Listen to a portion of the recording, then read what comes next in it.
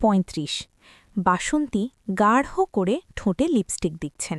প্রেমা প্রান্ত বেশ আগ্রহ নিয়ে দেখছে। তারা দুজন বাসন্তীকে মেনে নিয়েছে। বাসন্তীর কথাবার্তা চালচলন আলাদা, যা ছোট দুটি মনকে আনন্দ দেয়। আগ্রহ ভরে বাসন্তীর কথা শুনে তারা। লিপস্টিক লাগানো শেষ হলে বাসন্তী প্রেমাকে বলল, তুমি লাগাইবা? প্রেমা হেসে মাথা নাড়ায়। বাসন্তীর আরও কাছে ঘেঁষে বসে। বাসন্তী প্রেমার ঠোঁটে টকটকে লাল লিপস্টিক গাঢ় করে ঘষে দিল। এরপর প্রান্তকে বলল, তুমিও লাগাইবা আব্বা? জি, বলল প্রান্ত। প্রেমাকে লিপস্টিকে সুন্দর লাগছে, তাই তারও ইচ্ছে হচ্ছে। বাসন্তী প্রান্তর ঠোঁটে লিপস্টিক দেওয়ার জন্য উবু হন। পূর্ণা বেশ অনেকক্ষণ ধরে এসব নাটক দেখছে। এই মহিলাকে সে একটুও সহ্য করতে পারে না। এক তো সৎমা, বাপের আরেক বউ, তার উপর এই বয়সে এসে এত সাজগোজ করে। প্রান্তকে লিপস্টিক দিচ্ছে দেখে তার গা পিত্তি জ্বলে উঠল। ঘর থেকে দপদপ করে পা ফেলে ছুটে আসে। প্রান্তকে টেনে দাঁড় করিয়ে বলল, হিজড়া সাজার ইচ্ছে হচ্ছে কেন তোর? কতবার বলছি এই বজ্জাত মহিলার সাথে না ঘেঁষতে? বাসন্তী ভয় পান পূর্ণাকে। মেয়েটা খিটখিটে বদমেজাজি। হেমলতা বলেছেন, সেদিনের দুর্ঘটনার পর থেকে পূর্ণা এমন হয়ে গেছে। হুটহাট রেগে যায়, কথা শোনে না। পদ্মজা যাওয়ার পর থেকে আরও বিগড়ে গেছে। এজন্য যথাসম্ভব পূর্ণাকে এড়িয়ে চলেন। তবুও এসে আক্রমণ করে বসে। গত 2 সপ্তাহে মেয়েটা অতিষ্ঠ করে তুলেছে জীবন। তিনি কাটা কাটা গলায় পূর্ণাকে বললেন, এই শিক্ষা পাইছো তুমি? গুরুজনদের সাথে এমনে কথা কও? আপনি চুপ থাকেন, খারাপ মহিলা, বুড়া হয়ে গেছে, এখনও রং করে। পূর্ণার কথা মাটিতে পড়ার আগে তীব্র থাপ্পড়ে সে মাটিতে উল্টে পড়ল। চোখের দৃষ্টি গরম করে ফিরে তাকায় সে, দেখার জন্য কে মেরেছে তাকে। দেখল হেমলতাকে। হেমলতা অগ্নি চোখে তাকিয়ে আছেন, যেন চোখের দৃষ্টি দিয়ে পূর্ণাকে পুড়িয়ে ফেলবেন। পূর্ণার চোখ শিথিল হয়ে আসে।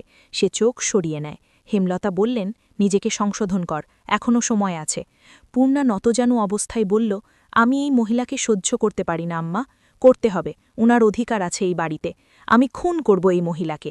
পূর্ণার রাগের শরীর কাঁপছে। পূর্ণার অবস্থা দেখে হেমলতার দৃষ্টি গেল থমকে। পূর্ণা কেন এমন হলো?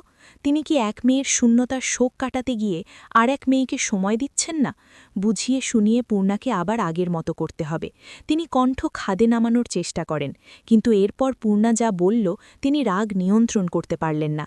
পূর্ণা বাসন্তীকে উদ্দেশ্য করে বলল, ব্যবসার মেয়ে ব্যবসায়ী হয়, আর ব্যবসার সাথে এক বাড়িতে থাকতে ঘৃণা করে আমার। হেমলতা ছুটে যান বাইরে, বাঁশের কঞ্চি নিয়ে ফিরে আসেন। বাসন্তী দ্রুত আগলে ধরেন পূর্ণাকে। হেমলতাকে অনুরোধ করেন, এত বড় ছেড়িডারে মাইরো না, ছোট মানুষ, বুঝে না। আপা, আপনি সরেন, ও খুব বেড়ে গেছে। বাসন্তীর স্পর্শ পূর্ণার ভালো লাগছে না। সে ঠেলে সরিয়ে দেয়। সঙ্গে সঙ্গে হেমলতা বাঁশের কঞ্চি দিয়ে পূর্ণার পিঠে বাড়ি মারলেন। পূর্ণা আর্তনাদ করে শুয়ে পড়ে। হেমলতা আবার মারার জন্য প্রস্তুত হন। বাসন্তী পূর্ণাকে আগলে বসেন। অনুরোধ করেন, যুবতী ছেড়িদের এমনে মারতে নাই, আর মাইরো না। প্রেমা প্রান্ত ভয়ে গুটিয়ে গেছে। হেমলতার চোখ দিয়ে টপ টপ করে জল পড়ছে। তিনি বাঁশের কঞ্চি ফেলে লাহারি ঘরে যান। বারান্দায় বসে দীর্ঘশ্বাস ফেলেন। মনে মনে মোর্শেদের উপর ভীষণভাবে ক্ষেপে যান। মোর্শেদ চিৎকার করে করে বাসন্তীর সম্পর্কে সব বলেছে বলেই তো পূর্ণা জেনেছে, আর তাই এখন পূর্ণা কারও অতীত নিয়ে আঘাত করার সুযোগ পাচ্ছে। মোড়লবাড়ির ছোট সংসারটা কেমন ওলট পালট হয়ে গেছে। হেমলতা আকাশের দিকে তাকিয়ে হাঁ করে নিঃশ্বাস নেন। সব কষ্ট যন্ত্রণা যদি উড়ে যেত, সব যদি আগের মতো হয়ে যেত। সব কঠিন মানুষেরাই কি এক অংশে এসে এমন দুর্বল হয়ে পড়ে, কোনো দিশা খুঁজে পায় না? আমির বিছানায় বসে উপন্যাসের বই পড়ছে। 6 দিন পর পদ্মজার মেট্রিকের ফলাফল। এরপরই ঢাকার উদ্দেশ্যে যাত্রা শুরু হবে। যদিও ফরিনা বেগম রাজি নন, কিন্তু আমির মনে মনে প্রতিজ্ঞাবদ্ধ, সে পদ্মজাকে রাজধানীতে নিবেই। পদ্মজার কথা মনে হতেই আমির বই রেখে গোসলখানার দরজার দিকে তাকালো। তার ঘরের সাথে আগে গোসলখানা ছিল না, পদ্মজার জন্য করা হয়েছে।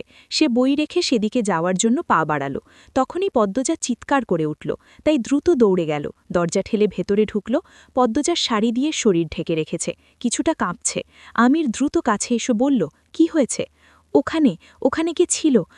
আমাকে দেখছিল। পদ্মজার ইঙ্গিত অনুসরণ করে আমির সেদিকে তাকালো। গোসলখানার ডান দেওয়ালের একটা ইট সরানো, সকালে তো সরানো ছিল না। পদ্মজা কাঁদতে থাকল।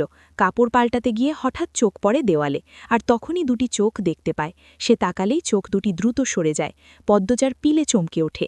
আমির পদ্মজার মাথায় হাত বুলিয়ে দিয়ে বলল, শুকনো কাপড় পরে আসো, কেঁদো না। কথা শেষ করেই সে বেরিয়ে যায়। যাওয়ার তাড়া দেখে মনে হলো অজ্ঞাত আগন্তুককে আমির চেনে। পদ্মজা দ্রুত কাপড় পরে নিল।